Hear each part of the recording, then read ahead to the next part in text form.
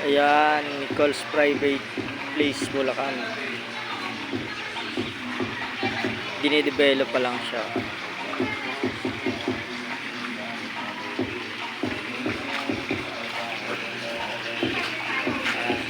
Dinidevelop pa lang.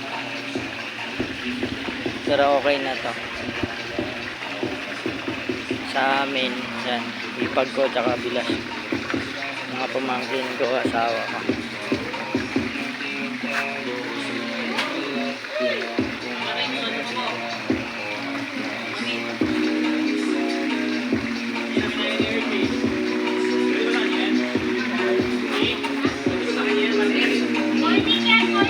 Malod. Bawal yan, bawal. Bawang yan. Makain sila.